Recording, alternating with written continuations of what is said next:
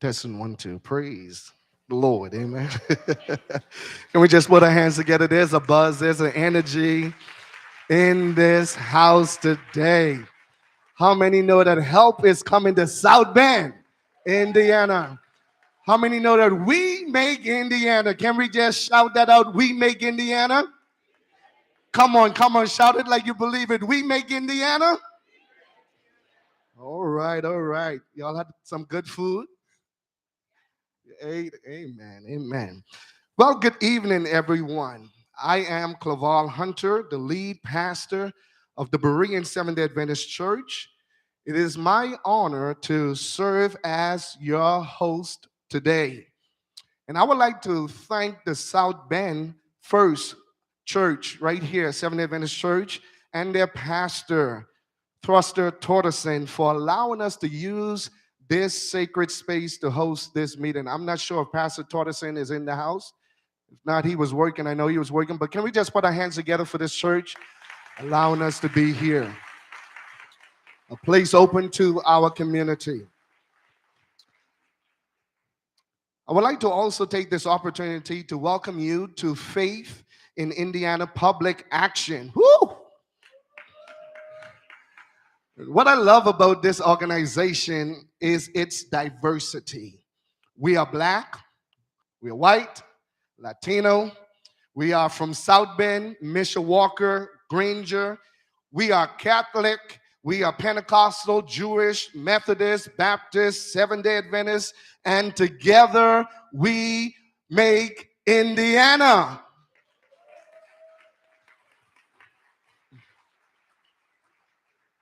It is truly powerful when the community gathers in unity, not only across all of our differences, but when we can embrace and celebrate what makes us so richly diverse. It is powerful when the community is clear about the change that we all need. And so this afternoon, I am so glad that we have some of our elected officials here with us today. For you see, in Faith in Indiana, we partner with our public officials to make change happen. And we are pleased to have with us today elected officials. So if you are an elected official, please stand. Please stand. We just want to acknowledge you. Please stand. Of our elected officials, please stand. Awesome, awesome, beautiful, beautiful. Good, good, good. Thank you so much. You may be seated. We'll hear from some of them today. We also have some candidates here with us as well. So if you are a candidate, please stand. Just stand very quickly. Yes, come on. Yes.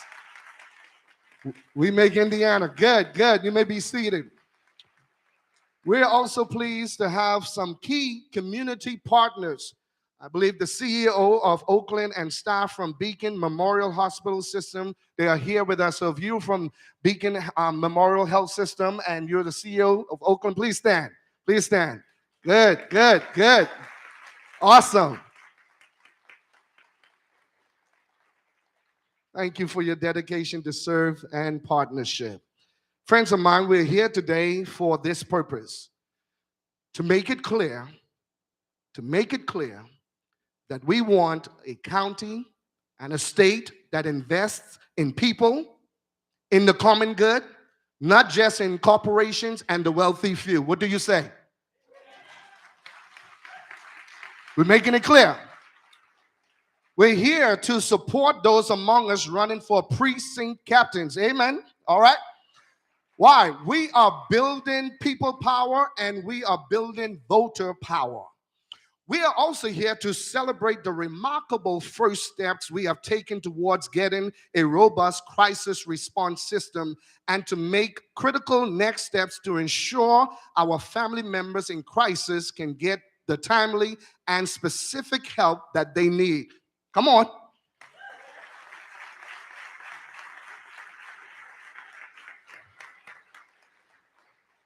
So as we prepare to begin, just a few housekeeping items I want to share with you.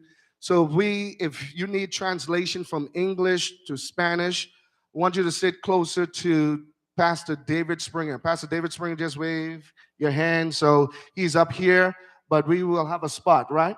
Good. So we'll follow him. So thank you for translating. We are also streaming live on Facebook.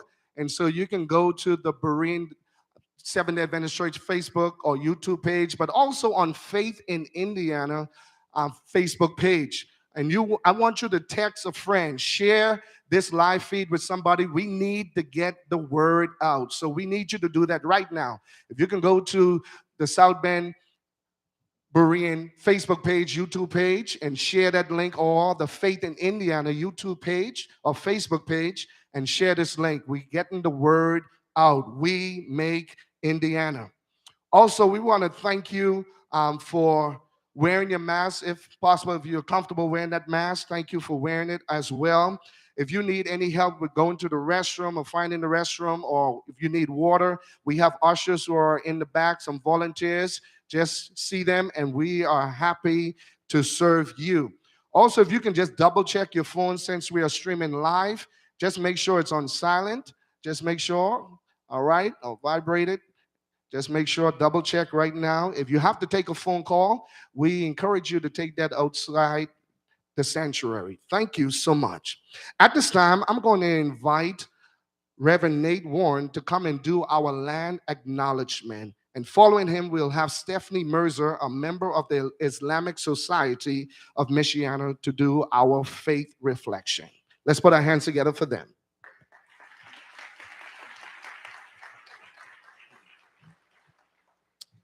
Welcome. I am the Reverend Dr. Nathaniel Warren. I am priest in charge at St. Paul's Episcopal Church right down the road from here. I'm also an Armenian American. Today, April 24th, is Armenian Genocide Remembrance Day. On this day in 1915 began the systematic murder and removal of my people from our native lands in much the same way that indigenous people of this land were displaced through the trail of death and through the trail of tears. Between 1915 and 1923, 1.5 million Armenians were massacred, and now nearly 3/4 of my people no longer live on our native lands. As a displaced person, I can attest to the continual pain and suffering that we experience today because of these events. And it is in this spirit of solidarity that I humbly acknowledge our presence on the sacred traditional homelands of the native peoples, particularly the Miami, Peoria, and Pokagon Band of Potawatomi, who have been stewarding this land for thousands of years and continue to do so. We are very grateful for their stewardship.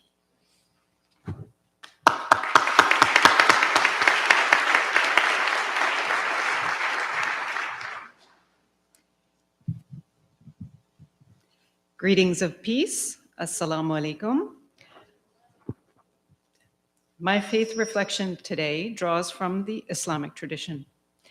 I'm going to share 3 sayings or hadith from our beloved Prophet Muhammad, peace be upon him.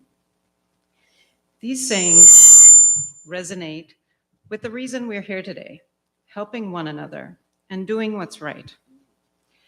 The companion Anas heard Prophet Muhammad, peace be upon him, say, help your brother, whether he's an oppressor or he is an oppressed one. People asked, oh, God's apostle, it's all right to help him if he's oppressed, but how should we help him if he's an oppressor? The Prophet said, by preventing him from oppressing others. At another time, he said, "None of you truly believes until he loves for his brother that which he loves for himself." This is a restatement of the Golden Rule, familiar to all of us. And as reported by his companion, Abu Sa'id al-Khudri, Muhammad said, "Whoever of you sees an evil, let him change it with his hand. And if he's not able to do so, let him change it with his tongue. And if he's not able to do so, then with his heart. And that is the weakest of faith." We are here today to encourage change for the betterment of our community, to want for others what we want for ourselves. I'll end with a prayer. O God, put affection amongst our hearts. Set right our matters between ourselves. Guide us to the ways of peace. Save us from darkness towards light. Save us from all kinds of indecency, the apparent as well as the hidden. And bless our hearing and seeing, our hearts, our spouses, and our children. And turn in mercy upon us. Indeed, you are the one who greatly accepts repentance, one who is repeatedly merciful. Amen. Amen.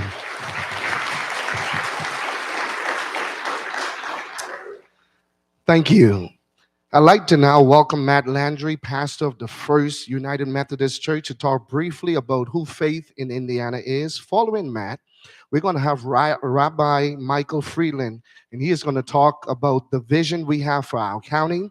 And then we're going to have Pastor David Springer. He's going to talk about our next step in one of our issue areas.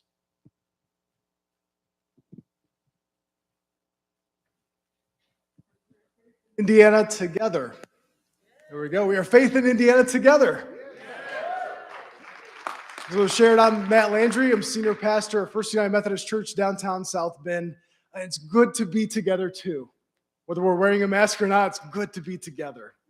The St. Joe County chapter of Faith in Indiana has 25 member congregations, as well as community organizations, and we're in relationship with many more. We are Christian, Jewish, Muslim, and we are a vehicle for ordinary people to have a voice to make our community and state a place where everyone can thrive, where no matter what your age, your race, or your zip code, that everyone will have a chance. If it was just my congregation, First Church, doing this work alone, we wouldn't get very far. But through relationships, through our work shared, we know that we are making a difference and transforming our community together. We've had some incredible wins through our people power over the last several years. We've won use of force policy here in South Bend. Can you say yes to that?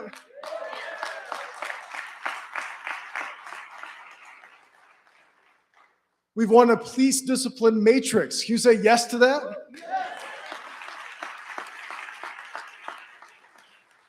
Together, we have helped to establish $2.7 million for a crisis response center. Can you say yes?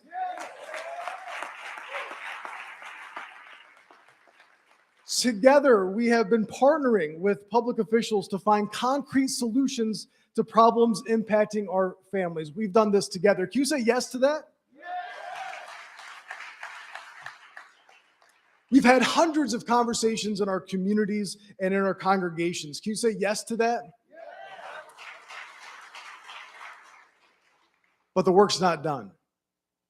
Through relationship building and through creating a transformed St. Joseph County, we can bring the change that we hope to see.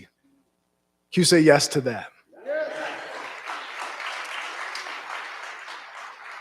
Well, friends, together we have also been working on issues. We have a strong voter engagement program in partnership with ACT Indiana, our political arm. We've been helping our people have a voice and vote throughout the whole political process, wherever decisions are made that impact the community. Again, we are not alone in this work. We are part of a statewide organization with work in 6 counties and a national network in 22 states. On a personal note, over the last 3 years of being here in South Bend, it's been an absolute blessing to work with these amazing interfaith justice seekers and dreamers. We are not alone. Together, we make faith in Indiana.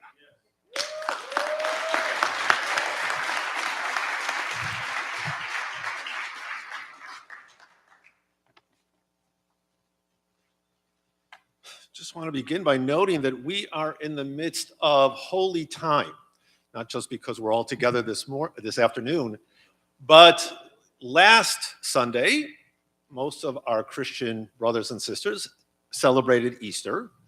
Today is the Orthodox Christian community celebrates Easter.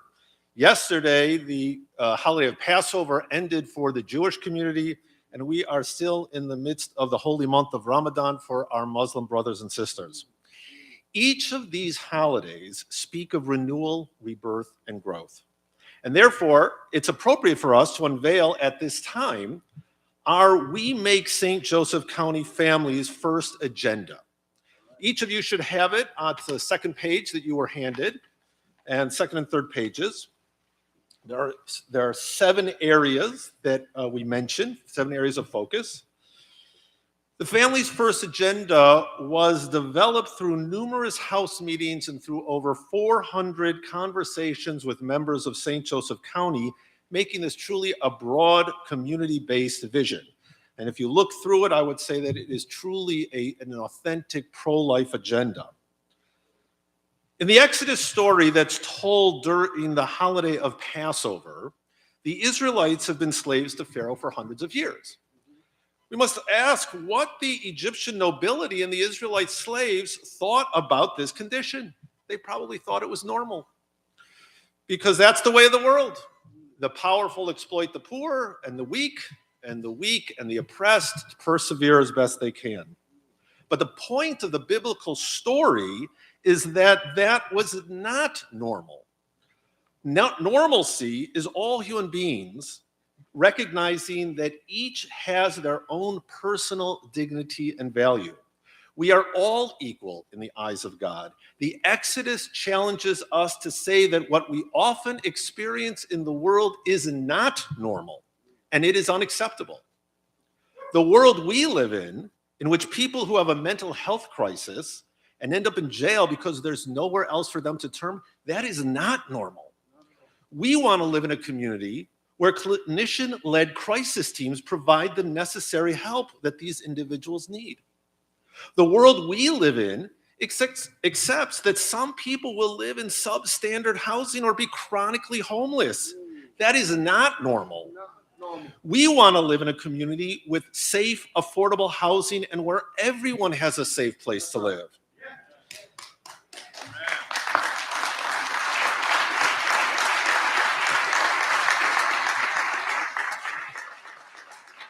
Our Family First agenda seeks realistic accomplishments to make our St. Joseph County healthy, wholesome, and safe. In a word, we seek the biblical concept of shalom for our community.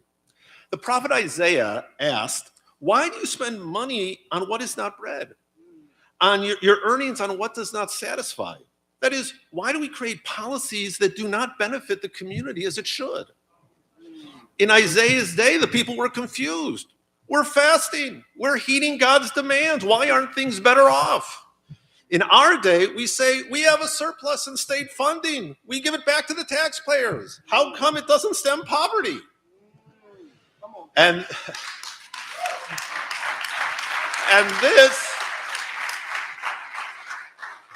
this would be God's answer to us, just as it was to the people in Isaiah's day. Because on your fast day, you see to your business and not the needs of those who labor. Because you fast in strife and contention, your solutions do not work. This is the fast I desire, says God. This is the society I want you to create. To untie the cords that hinder true economic opportunity for all. And free the community from gun violence. To share your profits with the hardworking. And to make the marginalized feel at home. When you see the naked, clothe them. Educate them. Heal them. Do not ignore those in your community who need you. Then shall your light burst through like the dawn, and your healing spring up quickly. Then when you call, the Lord will answer, here I am.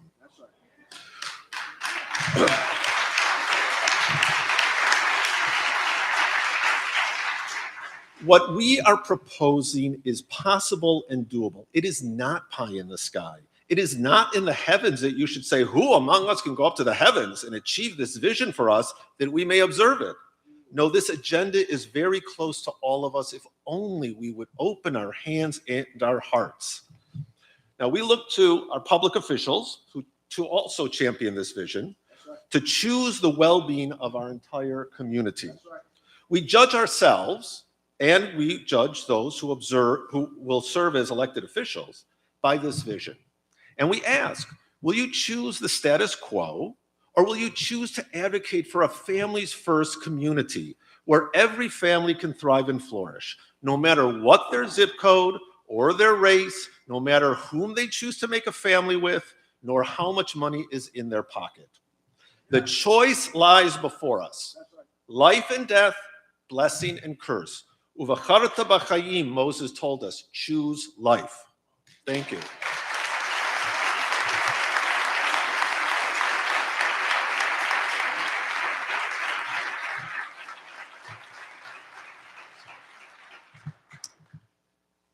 Good afternoon, everyone. I'd like you to take out your cell phones, please, at this moment in time. You will see on the screen that's behind me, you will see an image and you will see a QR code. I would love for each and every one of you just to take a quick snapshot of that QR code, because that QR code leads directly to the last point that the rabbi just made. Let us choose life.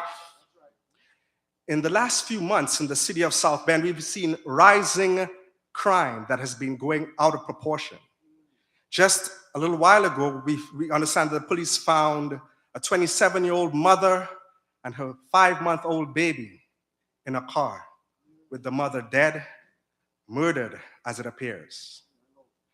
There's gun crime that's rising, but we are admonitioned that we need to do two things. We need to pray and we need to act. So as a first step, we're going to start with prayer. So you are each invited to come out on May 14th. And that's what that QR code is for you to register now, for you to make your fingers and your phones count, so that you will be there to march on the ground in the communities that are affected by gun crime, that are affected by violence in South Bend, so that we can stand on the corners and pray for this city. In Psalm 122, verse 6, David says, pray for Jerusalem. I invite you this afternoon to pray for South Bend. Thank you.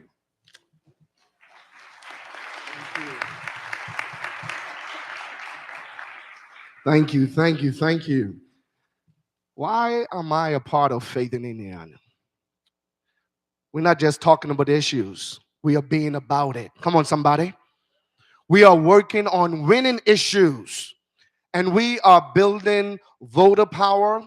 And we are building political power. So at this time, I'm going to invite my good friend, Pastor J.B. Williams, to come and just share with us about the Precinct Captain Project. Let's put our hands together for him. Thank you so much, Pastor. I am Apostle and Pastor J.B. Williams of Abundant Faith Family Ministries, that you can see, which is located in River Park. So I'm going to speak to you concerning something that's very dear to my heart, and that is our community. I'll break it down into a micro level, into the neighborhood. This is something that we should be focused on.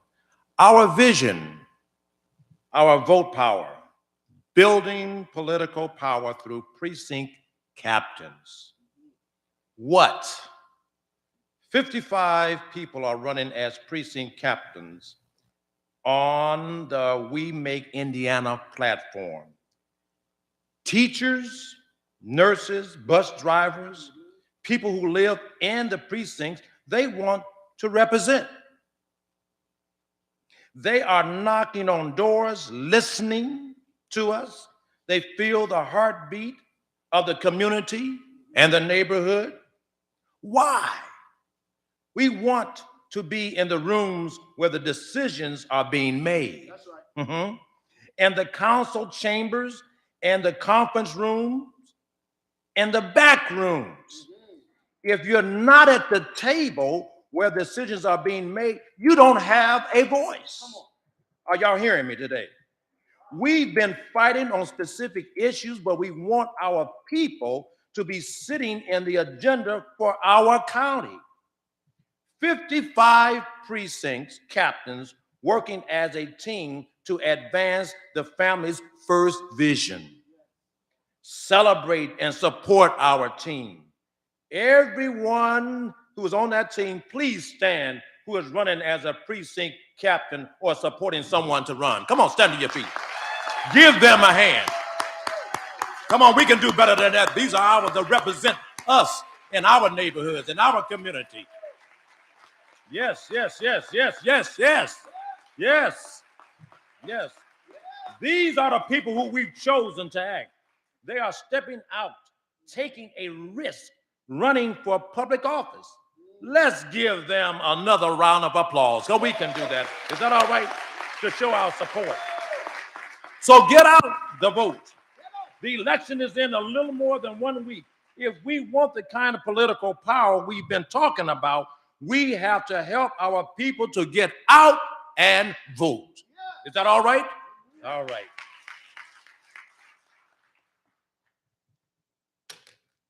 Thank you, thank you, thank you. Get out and vote, right?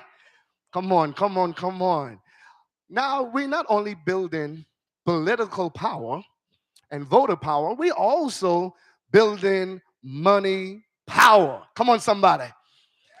Come on, put your hands together. Building money power. And so I'm going to invite David Kramer. He's going to come and share how we're doing that.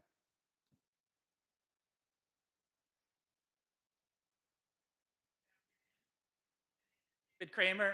Oh, good afternoon. My name is David Kramer, and I'm the pastor at Keller Park Church. And as congregants at Keller Park Church could tell you, I am about as unlikely to ask for money as I am to run for political office. But thanks to our partnership with Faith in Indiana, I'm running for precinct captain of the Keller Park neighborhood.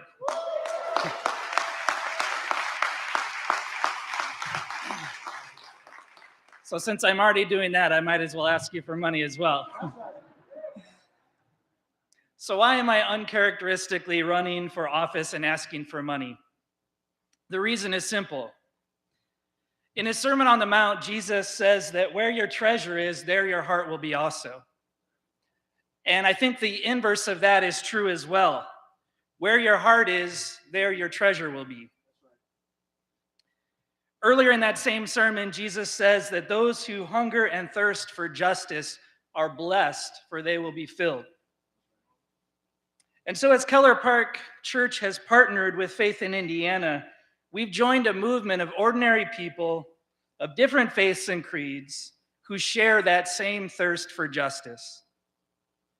You've already heard about how we've been able to build people power and political power, voter power, to pursue that justice together. But when our congregation discerned how best to support this movement, we recognized that we need to put our treasure where our heart is. And so that's what I'm asking you to consider today as well.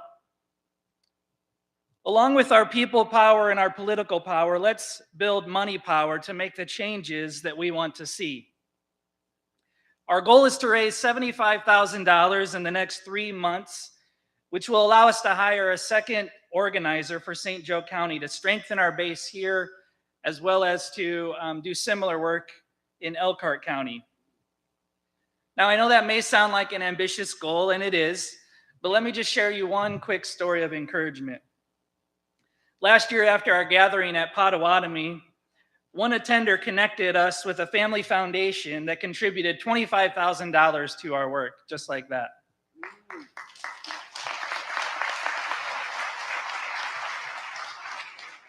So if you know family foundations, we just need 3 of them today. But in addition to those $25,000 donations, what we're really looking for is $25 donations. In particular, we're asking each one of you to consider becoming a monthly sustaining donor at a level of $25 or more per month. And to do so, you can text this donate number, and we'll make sure to get you connected to ways to do that.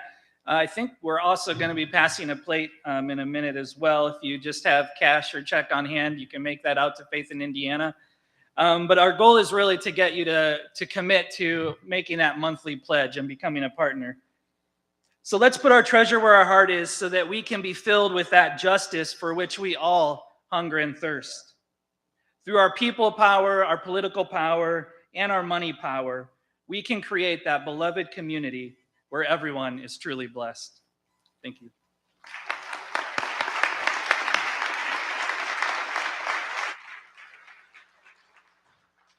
Thank you, David.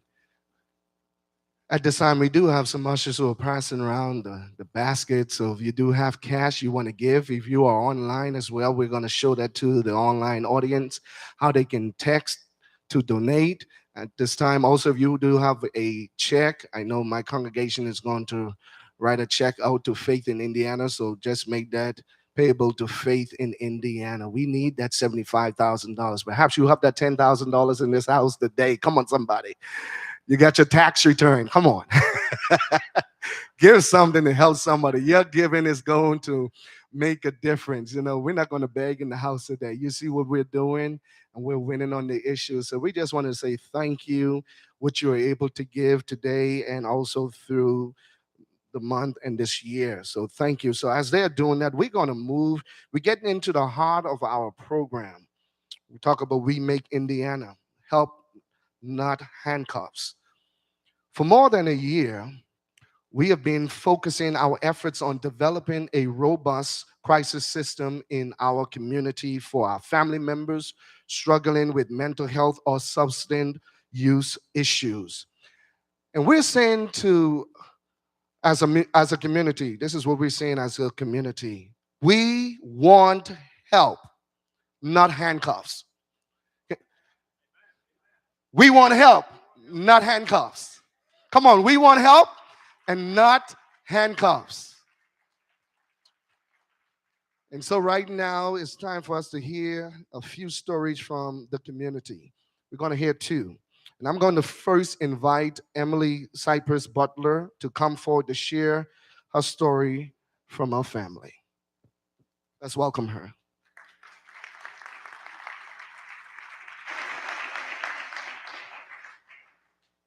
Masks can be a pain. My family's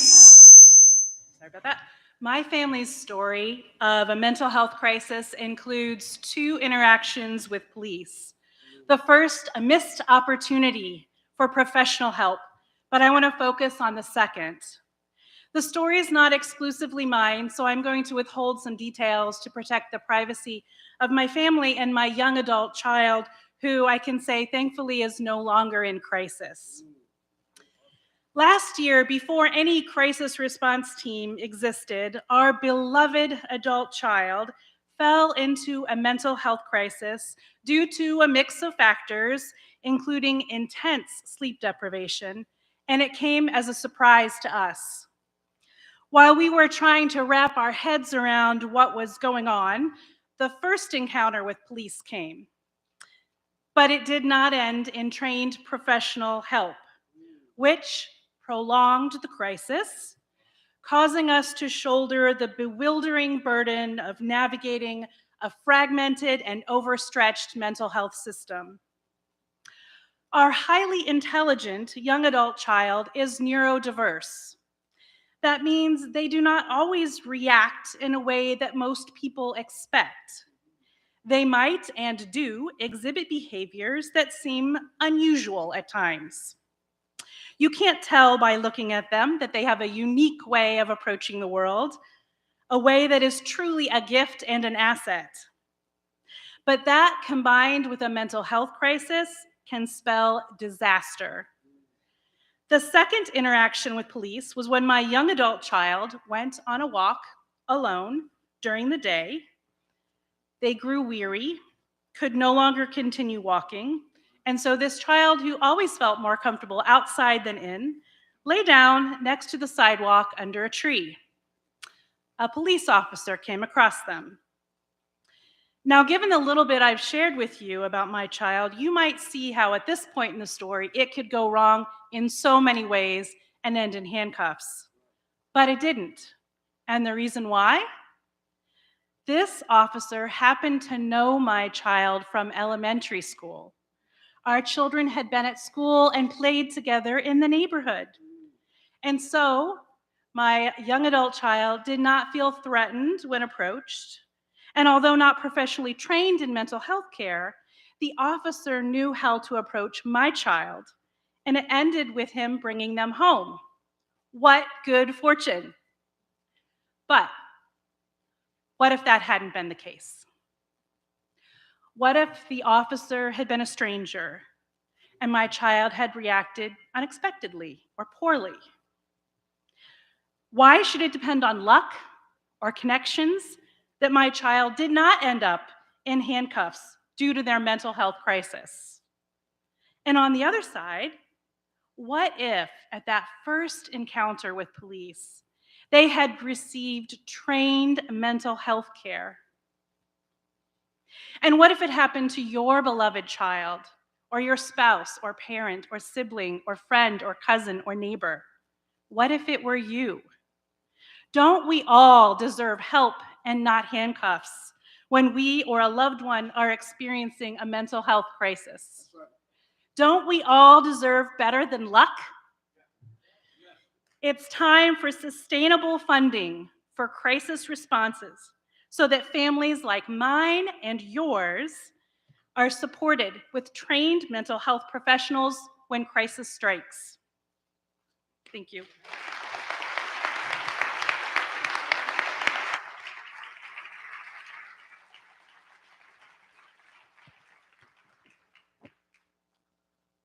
Ms. Butler, thank you for sharing your story. I know it's never an easy thing to do. It takes courage to share your story. We want to thank everyone for giving. Let's put our hands together for these beautiful ushers. Amen. Amen.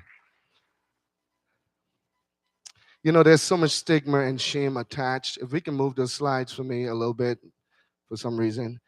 There's so much, let me start over. There's so much stigma and shame attached to mental health issues. And shame keeps us isolated from each other. But when we come together, when we come together, and when we share our stories and decide to act together, change can happen. And so at this time, I want to ask those of us who are here, if you or someone you care about has struggled with mental health or substance use issues, I want you to stand. I want you to stand. If you're watching online, you can type yes there in the comments box. Look around. Look around. Just take a minute. Take a second. Look around. What a community. Standing together, letting you know you are not alone. Come on, somebody. You are not alone. Come on and put your hands together. You may be seated.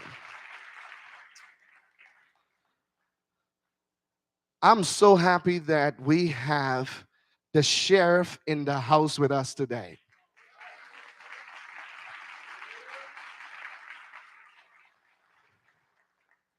Sheriff Redmond is partnering with Faith in Indiana. Come on.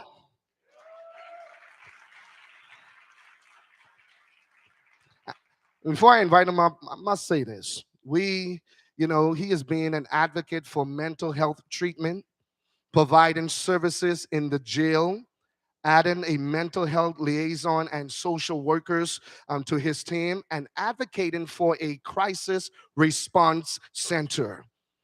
And so we are going to invite Sheriff Redmond to share one story to illustrate why a robust crisis response system is so important. He is doing a great work. Can we just stand up and affirm our sheriff in the house as he comes?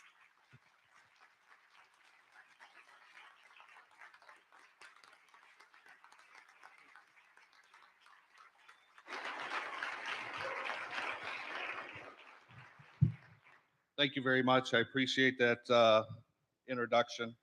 I want to thank Faith in Indiana for giving me this opportunity to speak briefly in front of you. I would like to also thank Mrs. Butler for sharing her story. I know that is a very difficult situation to have to go through, but just know the St. Joe County Police Department is making huge advancements and training for our officers to handle these mental health situations.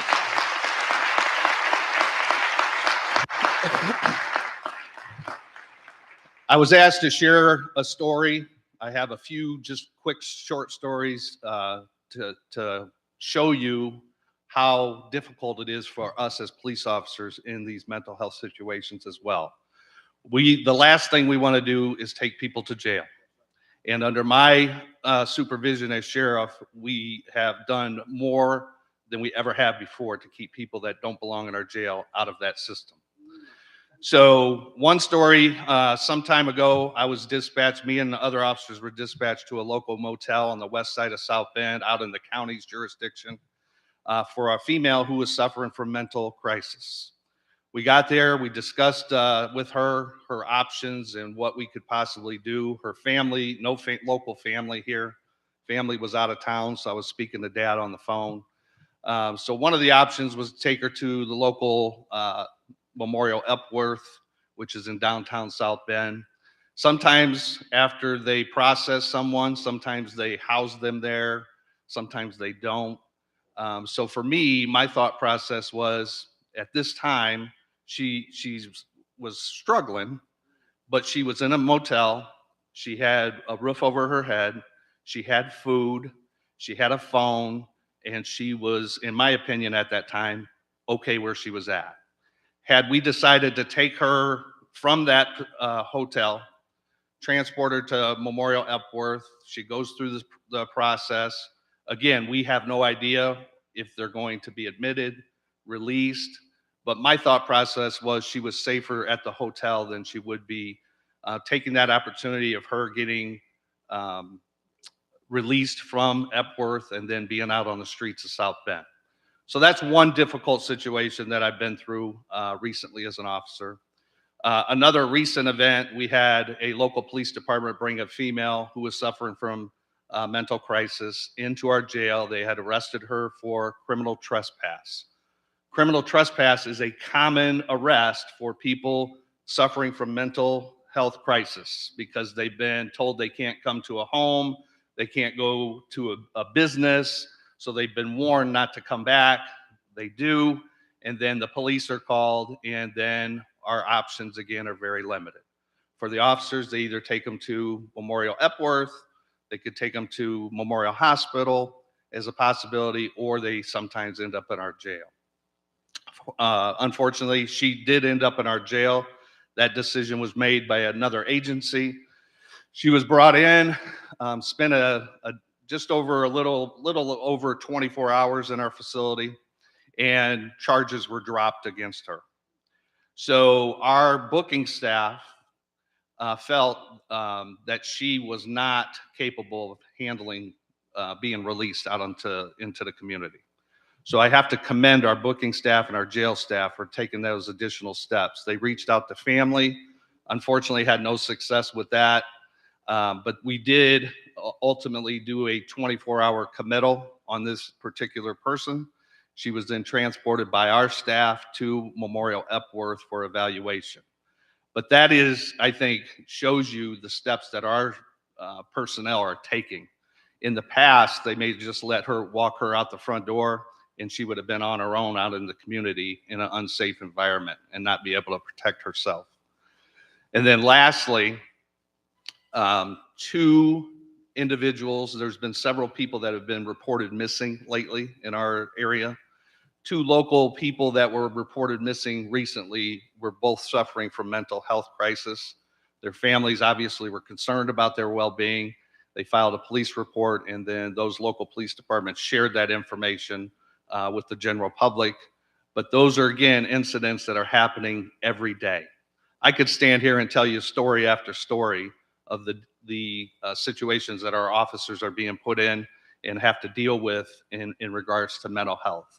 And COVID And all of the issues that have happened in the last 2 years have done nothing but make those situations worse for people.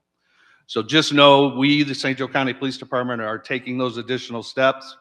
We just had a class graduate this past Friday from critical incident training, which included not only police officers from our department, South Bend Police Department, but also our jail staff, so that they are better trained on how to deal with mental health inside the jail as well. So that's something I'm very proud of. We have a great relationship and partnership with Oaklawn, who does great services and work in our jail. We have a full-time mental health officer that kind of bridges that gap. So as soon as those individuals are released, they're working with them to make sure they are following up with their appointments and getting the medications that they need. So just know that we're doing positive things. And lastly, I just want to say I totally support families first and help, not handcuffs. Thank you. Thank you, thank you, thank you to our sheriff. You heard. These are examples of why we need a robust crisis response system. Help, no handcuffs. So we know there has been important work happening nationally and at the state level on crisis response. And so in a moment, we are going to hear from one of the leaders in our state.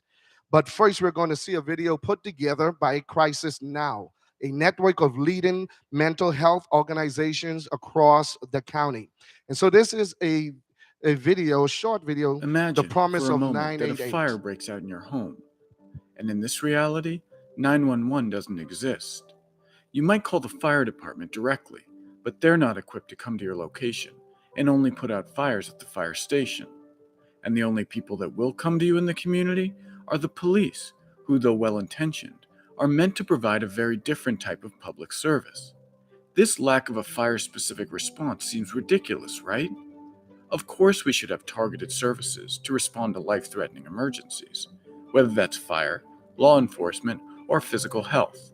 However, in many communities across America, life-threatening mental health and substance use crises are treated as an afterthought, receiving a response that's not specific to their unique needs. A 911 call dispatches the police, who most often bring the patient to a medical emergency room or jail, or allow them to remain in the community but without assessment, treatment, or support. We have a patchwork system, made up of elements designed for other purposes, that doesn't have the capacity to treat the most vulnerable in our communities, even though an estimated 20 to 25,000 individuals in crisis go to emergency departments every day in the U.S. So how can we improve?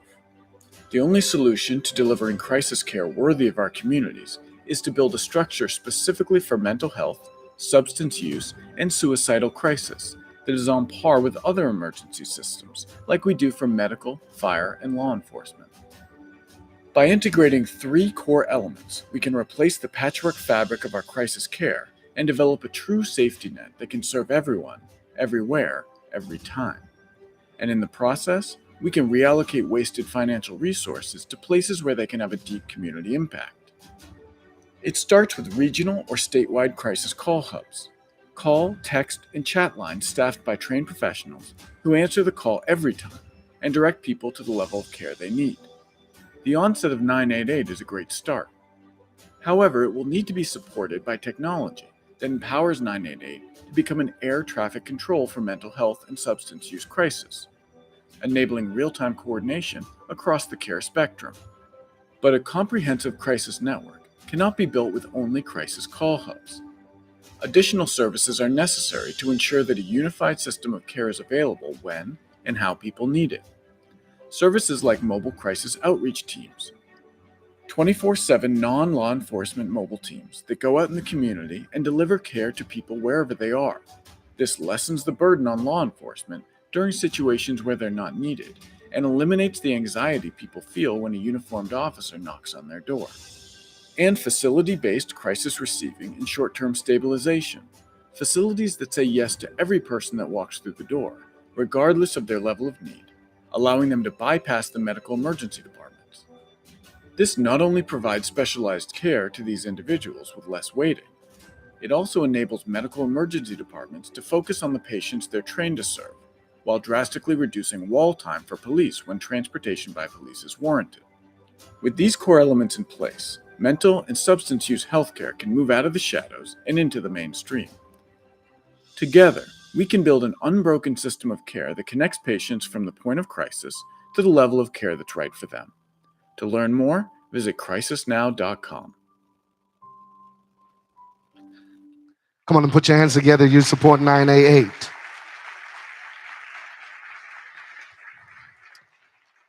Now we want to hear from Chris Drupo. He works for the Indiana State Division for Mental Health and Addiction. And he has been tasked with implementing the new 988 mental health crisis hotline and a robust integrated crisis response system across our state. Come on and put your hands together as we invite him to come. He's doing a great job. He's doing a great job, so we want to hear from him. He has a quick presentation.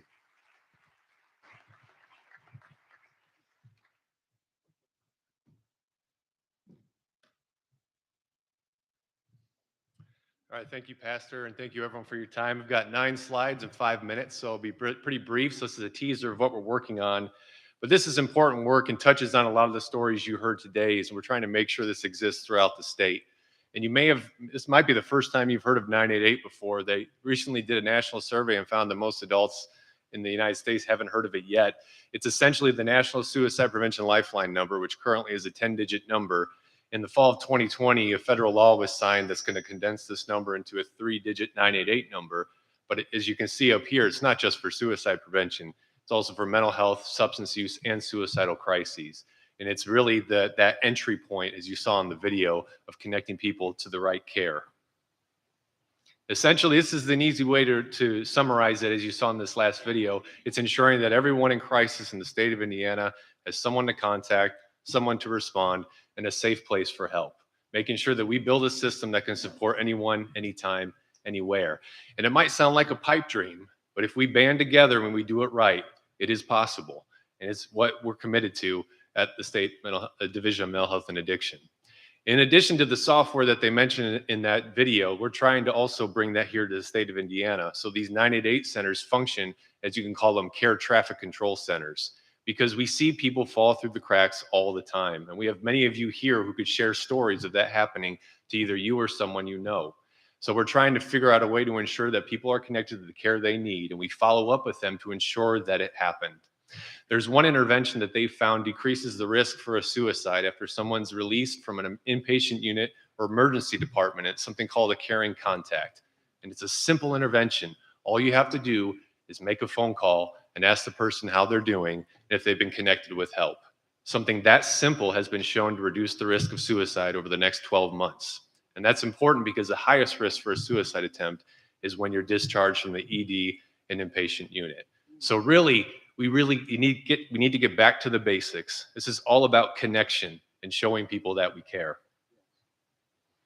You have this in your sheet here. If you see on this page, it's a reproduction of this slide. This is from the southern region of the state of Arizona's crisis system. And this is from the year 2019. What this shows is that for the majority of people who reach out to this system, their needs are met. You see 80% are met at the crisis line level, 70% mobile crisis, 65% at that crisis receiving facility. And then they have community-based care where they wrap around and double check with people to see how they're doing or follow up and find that 85% of them remain stable. So we know this system has worked in other parts of the country, and it reduces the amount of time people spend in emergency departments, in jails, prisons, and inpatient units. And it also diverts people away from law enforcement and also 911, which frees them up to focus more on public safety and less on responding to mental health crises. But I want you to know this is the vision that we have in Indiana. This is the future we want to see, that everyone in crisis receives quick, competent, and nation-leading crisis response services for every Indiana resident.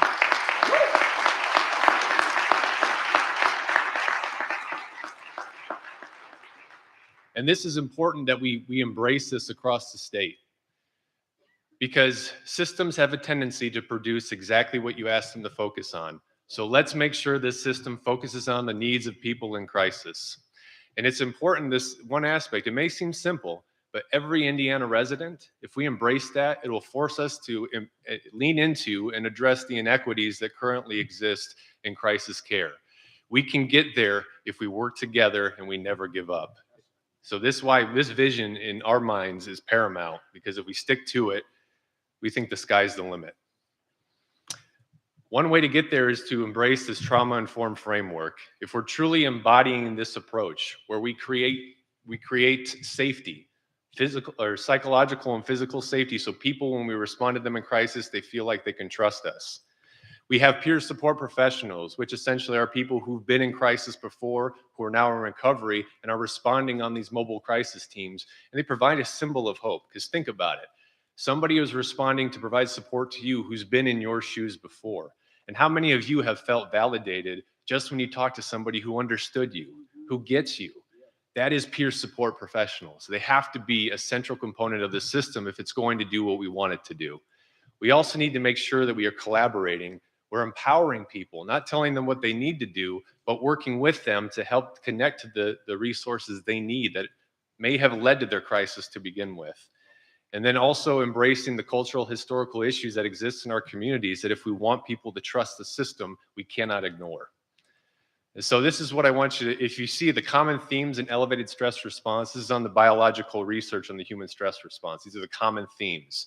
You see unpredictability, lack of control of our outcomes, a perception that things are going to get worse. This elevates the stress response. It elevates anxiety. It exacerbates the crisis. But if you see the potential ways to de-stress the crisis response, it maps on with this trauma-informed framework. So essentially, we're trying to respond to people and help them know that they're safe, that we're there to support them. We're just trying to calm things down. Peer support professionals can do that more than anyone else can. I'm a licensed psychologist. I know if I show up, there's a threat that you might think I'm going to send you to the hospital. Law enforcement shows up, there's a threat. Peer support professionals, they don't have that threat. And so that allows us to trust them more than we would somebody who has greater power than we do. That's something else we need to consider as we build this together. The final thing, you heard about funding the system. Federal law supports it. There's an opportunity for states to enact a 988 fee to fund the system similar to 911. So a fee that could be put on phone lines. And what this could do, as you can see here in the language, it's not just for the crisis lines, but it's to fund the entire system. Because if we don't have a way to sustain it, it's just a pipe dream. This is never going to be what we want it to be. And let me show you this quick result from Maricopa County in Arizona. This is their results. This doesn't even focus on jails. It's only focused on the psychiatric side, but look how much money they've saved by investing in this system. I just wanted to make sure you're aware of this. This is a business case from that Crisis Now Academy you saw that video from recently. So I'll go ahead and stop there. I'm very excited to have this opportunity to be here with you. And if you have ideas of how we can improve the crisis system, we're ready to listen. Thank you.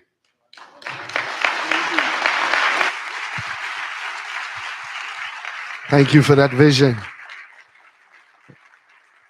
That's awesome. That's awesome. At this time, Ann Crafton from First United Methodist Church, she's going to come and share what we've been learning and doing to build a robust crisis response system and our next steps. Thank you. Well, yes, my name is Ann Crafton, and I worship with First United Methodist in downtown South Bend. One of the many reasons that I'm so passionate about this issue is that I, like many of us here, have had family members struggle with substance abuse and mental health crises.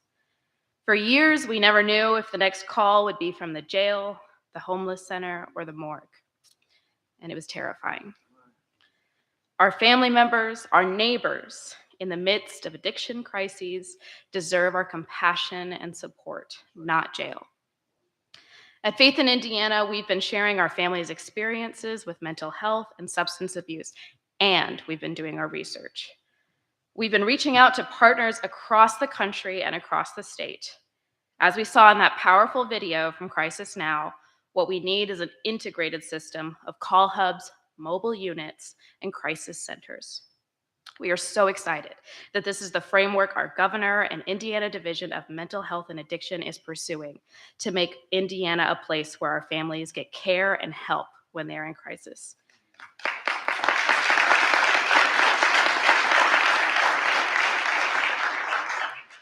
Thank you, Chris Drapeau, for being with us today and for your words and for your work. We in Faith in Indiana know that a robust crisis system of care decreases the use of jails, hospitals, and ERs. It gives our family members the care they need, and it saves our community and our state money. A well-supported crisis system isn't just the most practical choice, it's the most compassionate and effective one. We've been working hard to make this vision a reality here in St. Joe County. A year ago, as you've heard several times today, over 300 community members gathered at Potawatomi Park because we know that we make Indiana. Whether we are Black, white, or Latino, Christian, Jew, or Muslim, all of us want our families to get help when they're in crisis. Help, not handcuffs. A year ago, public officials pledged to work with us to plan and fund a crisis response center. And since then, we've formed a jail diversion working group that met many times with Dr. Bob, the sheriff, commissioners, county council members, and partners at Oaklawn and Beacon. In December, the county council unanimously approved $2.7 million for a 23-hour crisis response center.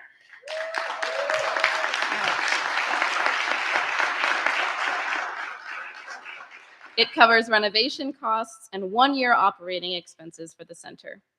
Oaklawn has also launched a mobile unit with trained clinicians and peer coaches who go into the community when someone's in crisis.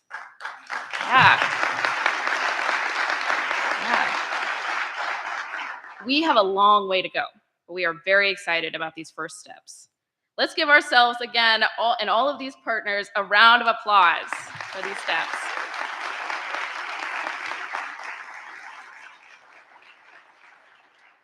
We're glad that Emily Lanier from Beacon Health Systems and Epworth Center is here. She and the Beacon team will be operating the Crisis Response Center that can be one important part of a robust and coordinated crisis response system. The health department has convened an advisory board with key stakeholders to help guide that work. Let's celebrate Rebecca Go, who is our Faith in Indiana voice in those conversations.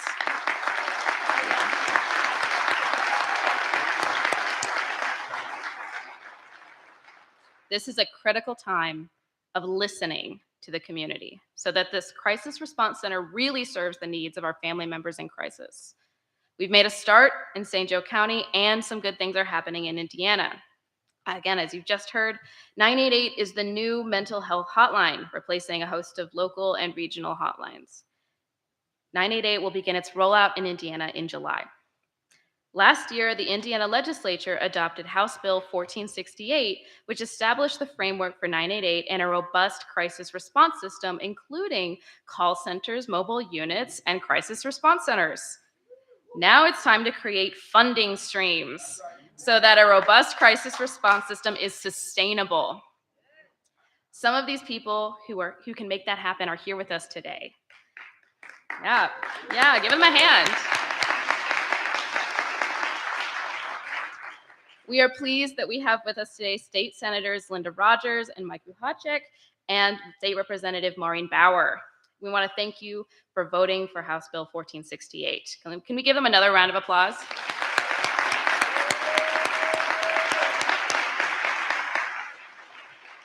And now we are asking that you take the next step and be champions for a fully robust and fully funded crisis response system to co-sponsor, to negotiate, and to advocate in your party and among your colleagues for funding.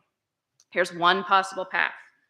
Federal legislation makes it possible for states to apply a user fee on cell phones to fund crisis response. That's how we pay for 911. If every Hoosier with a cell phone paid a user fee of 3 cents a day, it would generate $90 million a year for crisis response. 90 million. Yeah. For trained professional call centers, for mobile crisis units, and for crisis response centers. 3 cents a day so that our family members can get the help they need when they're in crisis. 3 cents a day to give help, not handcuffs. Please stand if you are willing to pay 3 cents a day to fund a robust crisis response system across our state.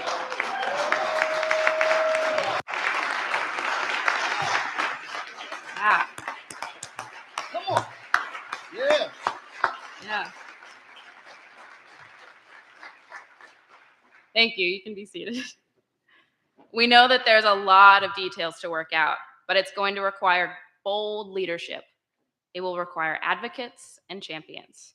We are looking to our state legislatures to provide that kind of leadership. And we, the people, must also do our part. This summer, Faith in St. Joe County will launch a season of prophetic imagination, having conversations in each of our congregations and across our county, sermons, Sunday school classes, small groups. We plan to reach out to hundreds of new people to listen to their stories, share the vision of a family's first county and state, and invite them to join our movement. We know what keeps us safe: living in communities where all of us can provide for our families, get the care that we need, and build the future we want. Together, we can have a robust crisis response system. Together, we can fund the care that all of our families need. And together, we will build the future we want. Thank you. Listen. Come on and let's shout, "We make Indiana." Come on, we make Indiana. Man, it's amazing that everyone stood. They say they're going to support this. Come on and put your hands together one more time. And we needed our elected officials to see this and hear this. And we're so happy that they are here, and we are partnering with them to bring change to our city, the county. And we want to invite, we're gonna invite two individuals that come, and they're going to engage our public officials here. And I'm going to invite Ro Hughes and Pastor Michelle Cobb to come and introduce our special guests. Let's put our hands together for them.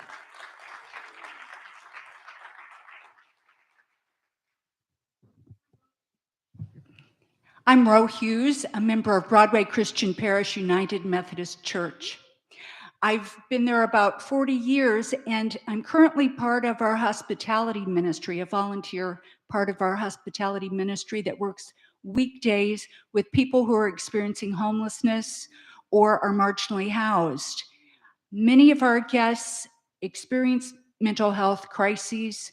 Many have substance abuse issues that they're coping with, and far too many end up in the ER or in the jail as a result. So this issue is very close to our heart. But through Faith in Indiana, we've been accomplishing some amazing steps. We've been doing some important work together, all of us, and it's so exciting to see you all here today.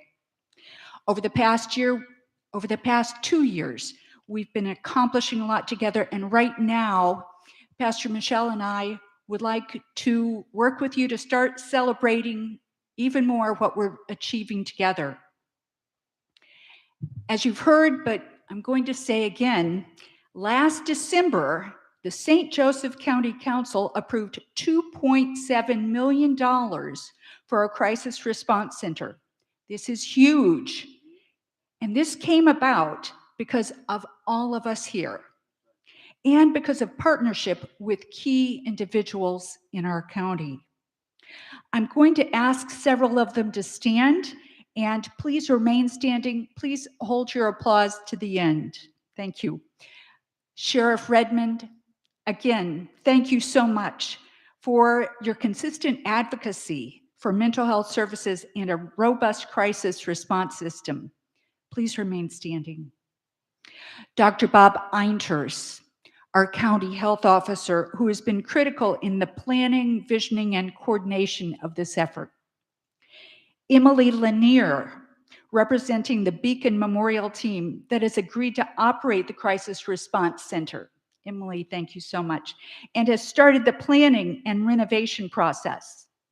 Lori Knopfsinger, Oaklawn CEO, who's been involved in the planning of a crisis center and has launched a pilot mobile crisis team.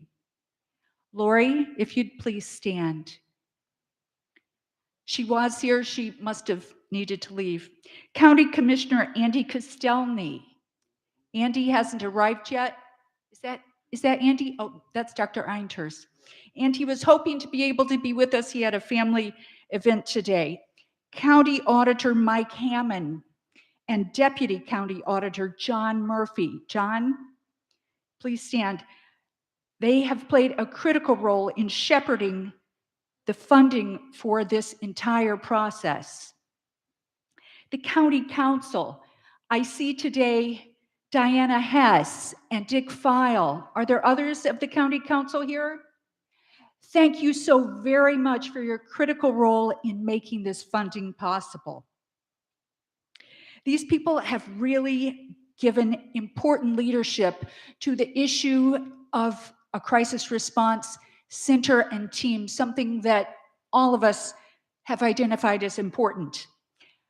But that's not all. It's all of us in this room, the community, that helped envision this, push for it, and stick with it. So let's all please stand.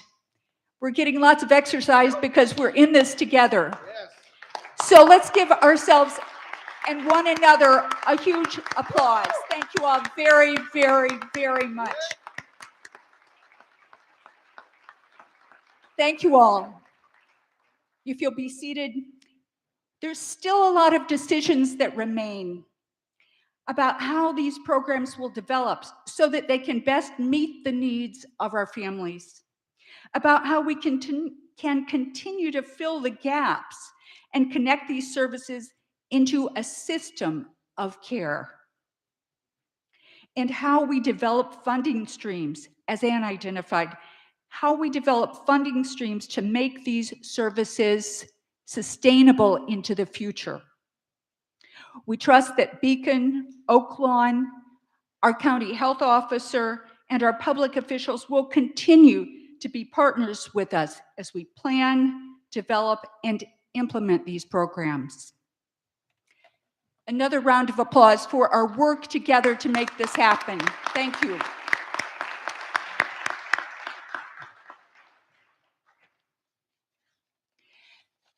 Mayor James Mueller was with us last year in Potawatomi Park. He heard the need and the vision, and we've had multiple conversations with him this past year, urging him to invest in the crisis response.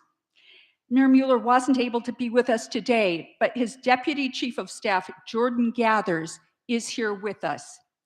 Jordan serves on the Crisis Response Advisory Board, along with our own Rebecca Go. We'd like to invite Jordan now to speak briefly about the mayor's commitment to invest in a robust crisis response system. Jordan. Welcome, Jordan Gathers, please. Thank you, Jordan. Thank you. All right, good evening, everyone. Good evening. Good evening. It's so good to see everyone this evening. As I look around the room, it's really nice to see your faces, and also this room really symbolizes the importance of being together, working together, and finding possible solutions together. So my name is Jordan Gathers. I'm the Deputy Chief of Staff to Mayor James Mueller. On his behalf and in the spirit of transparency, we are putting forth our best effort to keep citizens updated on information and awareness of government action. The city's portion of county partnerships is currently budgeted at $5.8 million to address homelessness and mental health.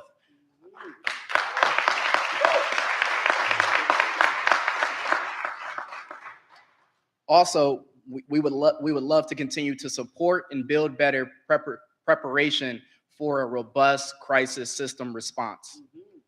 Additionally, Mayor Mueller is open to identifying additional resources and will stand ready to consider the expansion opportunities that could emerge. So we are open and not closed to the idea of going beyond the $5.8 million budgeted currently.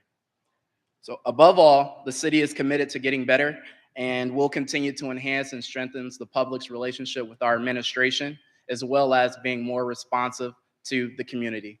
Thank you, and have a good evening.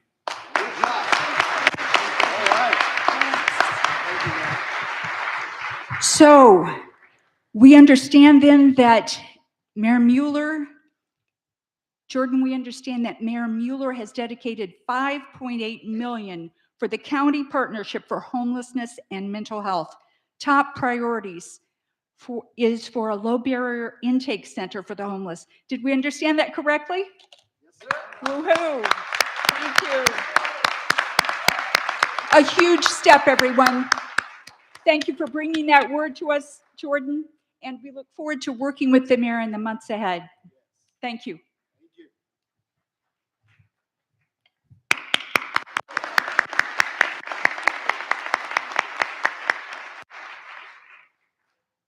My name is Reverend Michelle Cobb. I'm the pastor of Evangel Heights United Methodist Church here in South Bend, Indiana.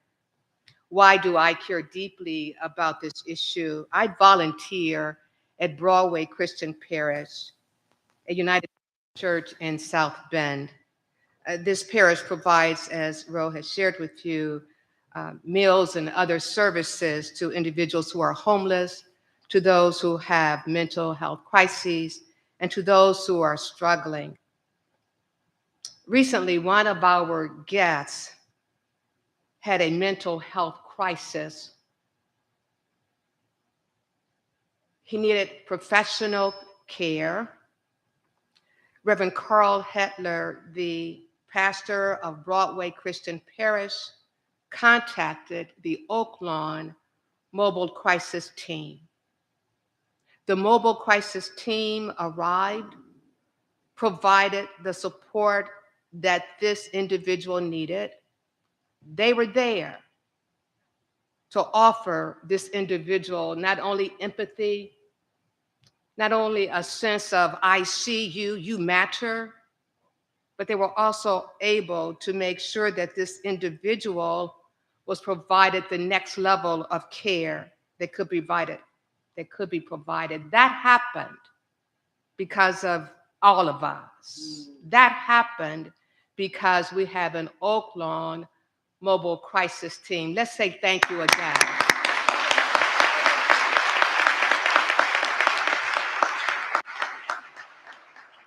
I am thankful and glad to have 3 of our state legislators here with us today. They are a part of our community. Right. Thank you very much. I am thankful that Senator Linda Rogers is here. Please stand.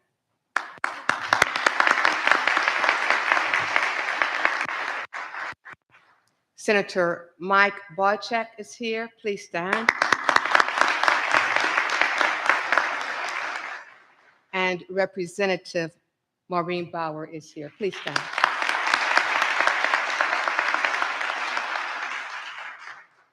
You need to know, Faith in Indiana, that we are in conversation with 5 other state legislators from our county, Senators Ryan Mishler and Dave Nizgoski, and Representatives Jake Teshka, Dale Devon, and Ryan Dvorak.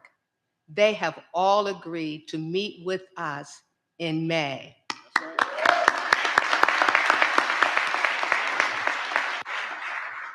We are excited and pleased that all of these legislators voted for House Bill 1468, which established 988 in our state, and they created a framework for a robust crisis response system in Indiana, including setting up a 988 trust fund to support call hubs, mobile units, and crisis response centers.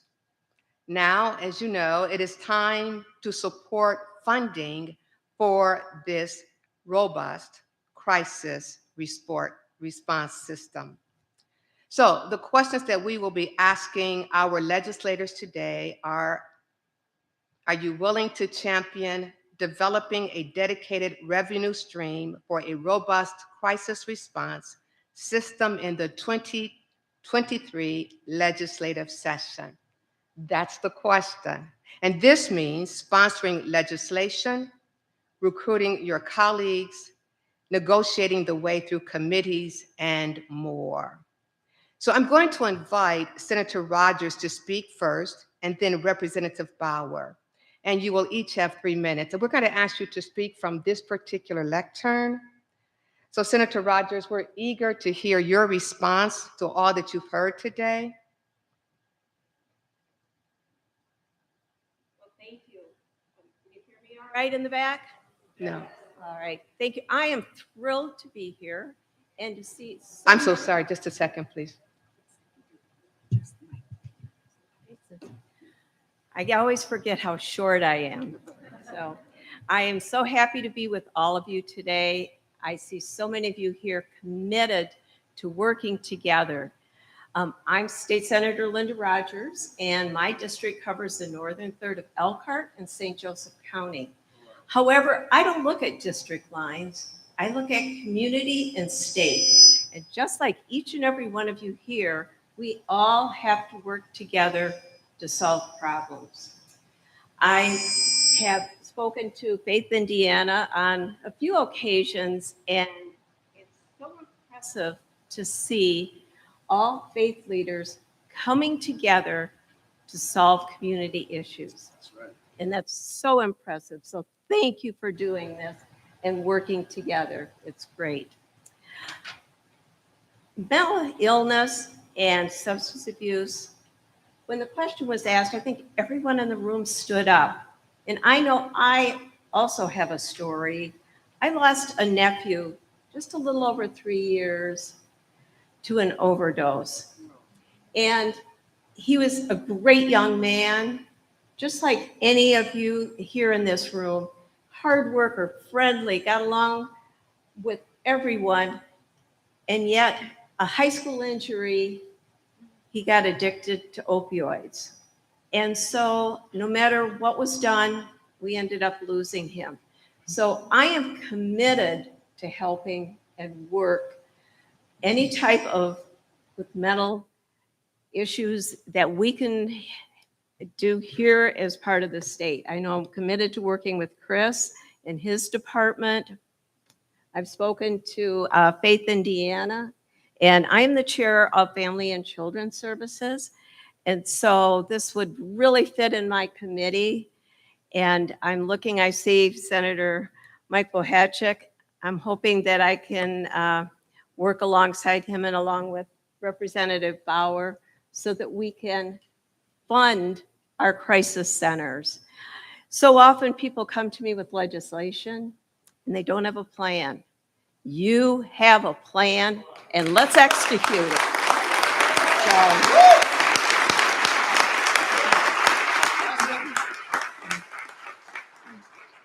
Thank you all for your commitment to the community, to your state, and let's all work together to solve this crisis. Thank you for having me here tonight.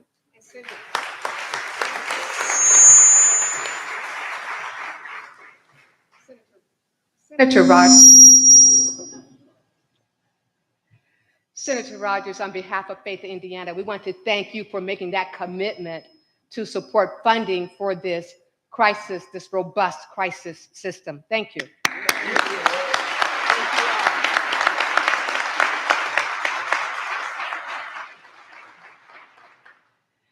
Senator Rogers, I forgot to ask you another question. And I apologize. That's okay. Thank you.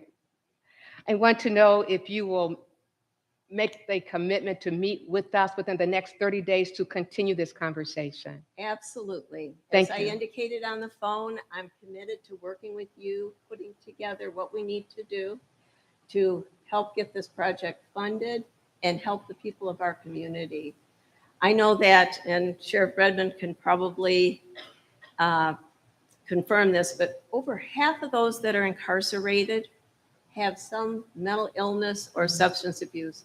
And so we need to work together to eliminate that and have programs and funding that will do that. So thank you.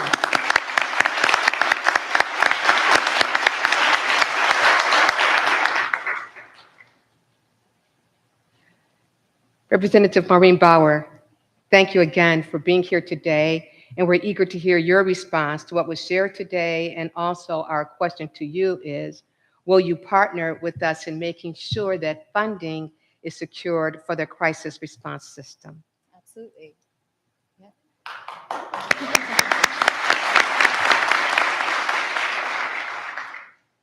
It was an honor to join you all this evening. I'm Maureen Bowers, State Representative of South Bend's House District 6, soon to be portions of Mishawaka. And your family's first agenda is on the same par of my agenda as a policymaker and serving as a representative of the community. I was happy to support legislation like House Bill 1006, which was a historic criminal justice reform bill that banned the use of a chokehold, that mandated de-escalation training, and required all police officers to wear body cameras. And that was with unanimous support from our legislators in the State House.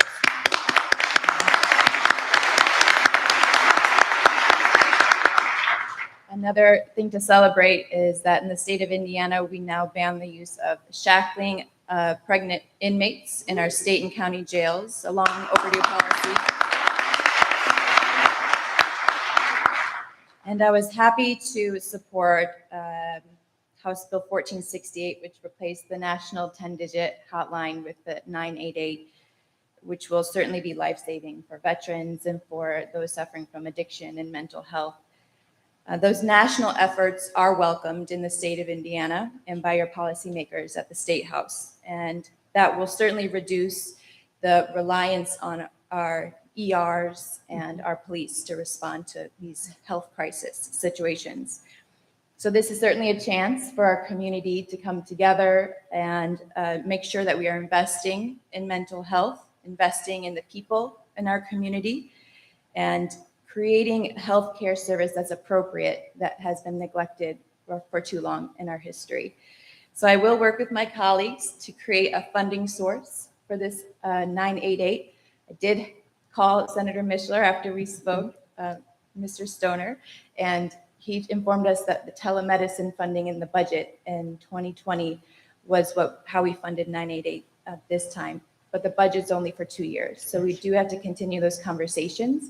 And I look forward to doing that for you and for the community as your representative. Thank you, Representative Fowler.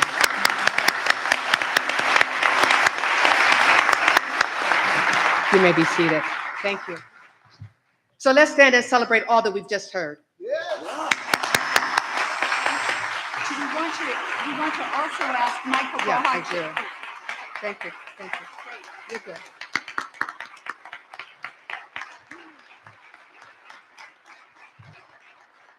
You may be seated. We're thankful again that Senator Wojcik is here with us, and we hope that you too will join us in this effort. We've just begun having conversations with you, and we are looking forward to having additional conversations with you. Thank you again for your presence on today, and we look forward to talking with you. We also want to acknowledge and thank members of the South Bend Common Council who are with us, Rachel Thomas Morgan, and who else is with us? Oh, Karen White, thank you so much, and Kenneth Lee, thank you so much. Appreciate you. They're part of the local effort in South Bend, part of our local administration that's making this all possible. Thank you.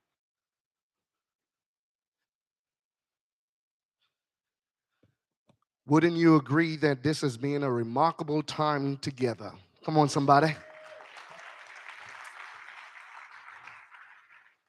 It is so amazing that hundreds of people, came together under one roof to partner with our public officials and to hear the issues that are affecting our county and our state, and to seek solutions and to take next steps together.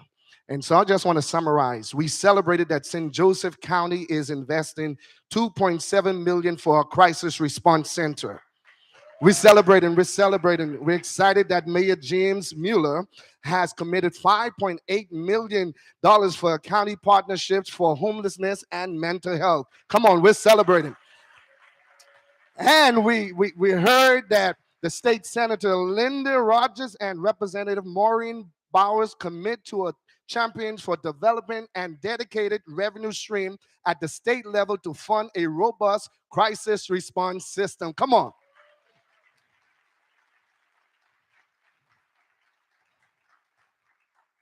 And we came today to affirm a vision for our county and to declare today that we want leaders and a community that invests in people. And we want to live in a county and a state where everyone is healthy, where everyone is safe and can thrive. Come on, somebody.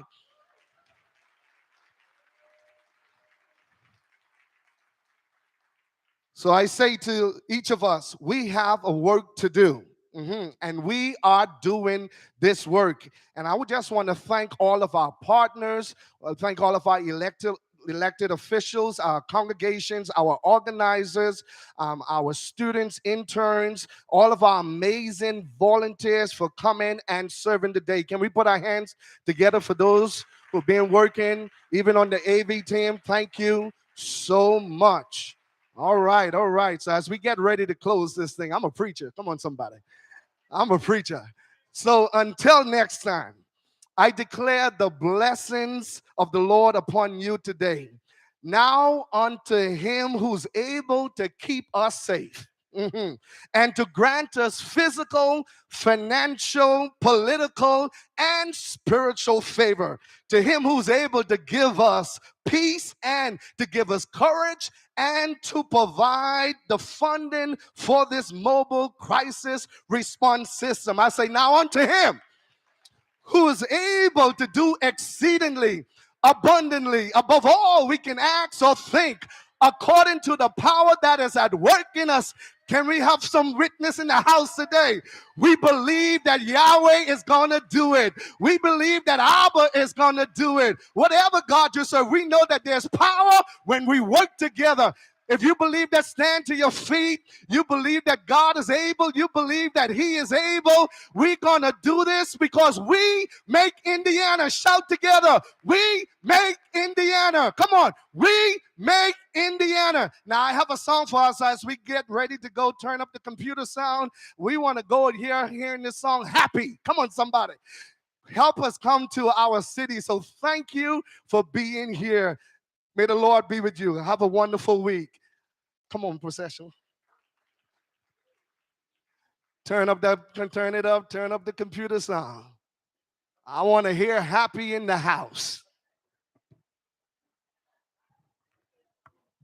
Before you leave, we just want the processional to be able to come out. So thank you so much.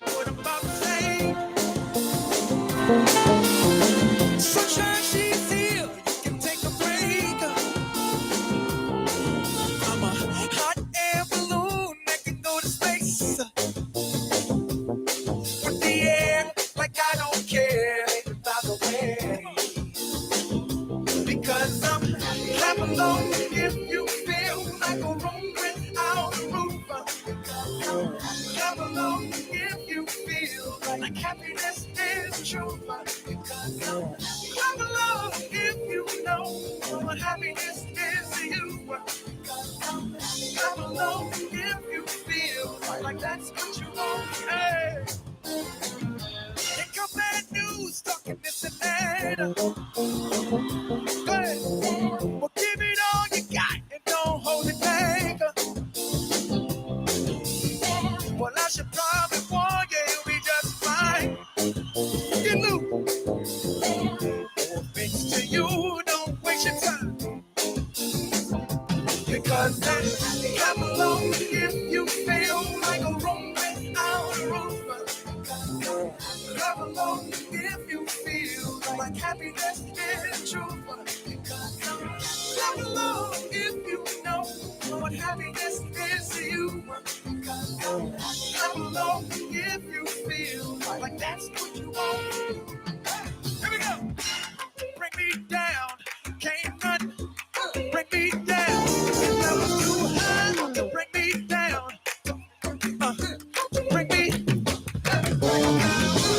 Bring me down, can't run. Bring me down. Levels too high to bring me down. So bring me down. Clap along if you feel like without a roof. Clap along if you feel like happiness is true. Clap along if you feel happiness in you. Clap along if you feel like that's what you want. You reckon they go? Clap along if you feel like a room without a roof. Hey, clap along if you feel like happiness is true. Clap along if you know what happiness is to you. Hey, clap along if you feel like that's what you want to do.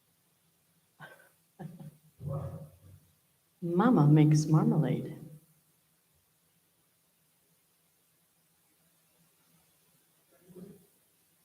What do you want me to do? Say something, something, something. I'll be very soft when I sing. But sure. Trying the purple one. The purple one is not on. There we go. The purple one is now on. You like the purple one better? You like the blue one? That's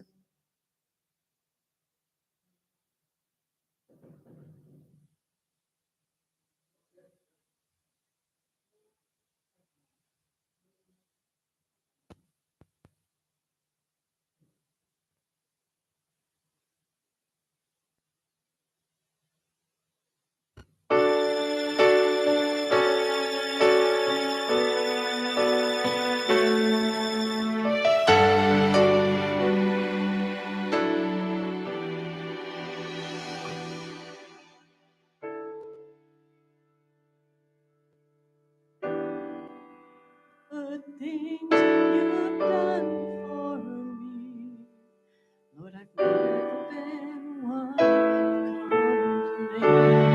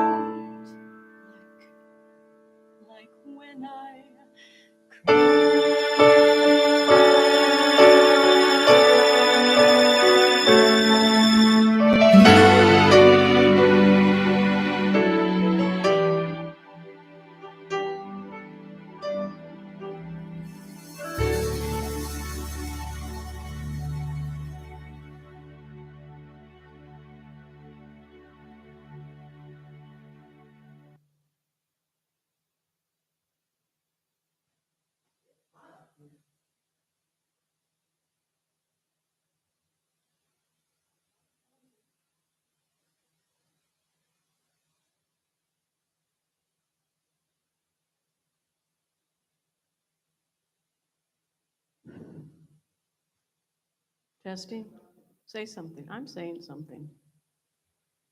Mom is still mad because she had to make marmalade for Mary and Martha, and all these other people.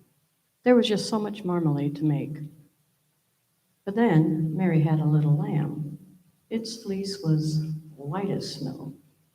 And you know, everywhere that Mary went, that little old lamb was sure to go. It followed her to school one day. Well, it was against the rules, but it made the children laugh, right? So, what can you say? Anything else? You still want me to talk? Okay, we're just going to talk about anything at all. Alrighty. This is the day which the Lord hath made. I will rejoice and be glad in it. That's what I'm going to do. You can't make me do anything else.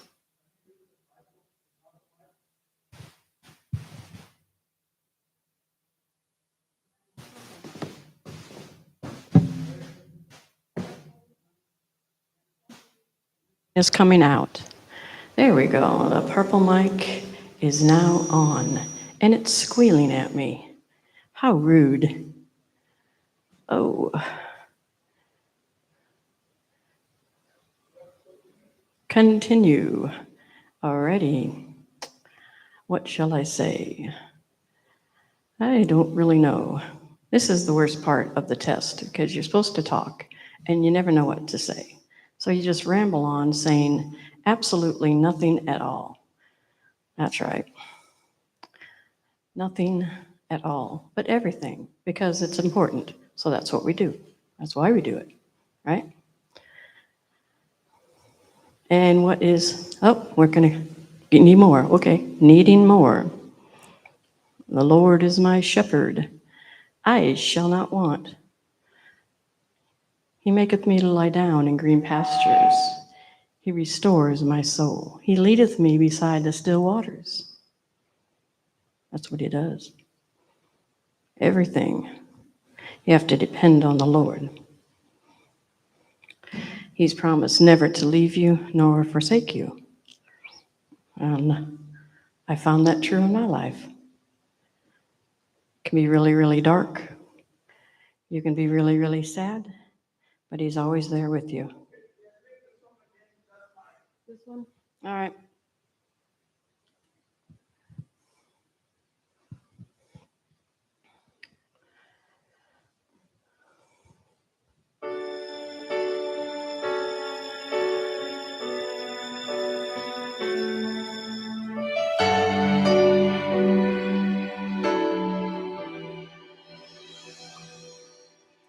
Making a list of all of the good things you've done for me.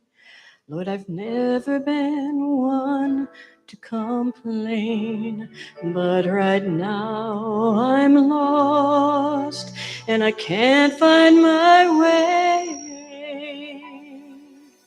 My world's come apart and it's breaking my heart, but it helps to know that your heart is breaking too. When I cry, you cry. When I hurt, you hurt. When I've lost someone, it takes a piece of you too. When I fall on my face, you fill me with grace. 'Cause nothing breaks your heart or tears you apart like when I cry.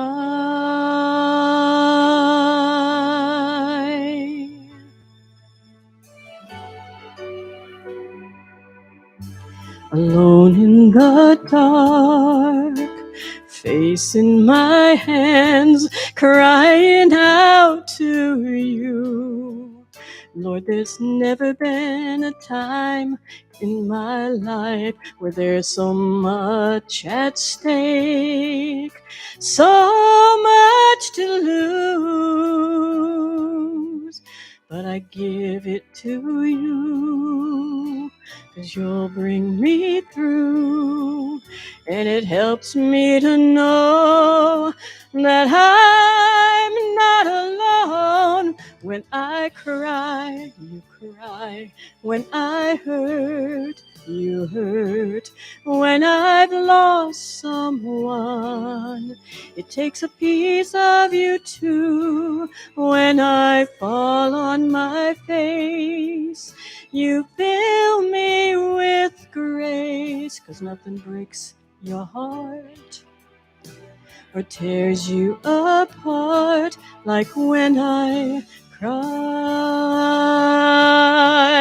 You're the one who calmed the raging sea.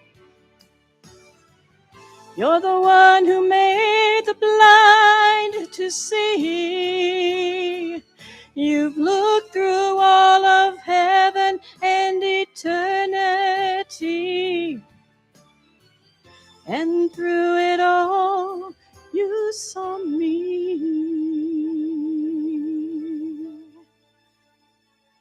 When I cry.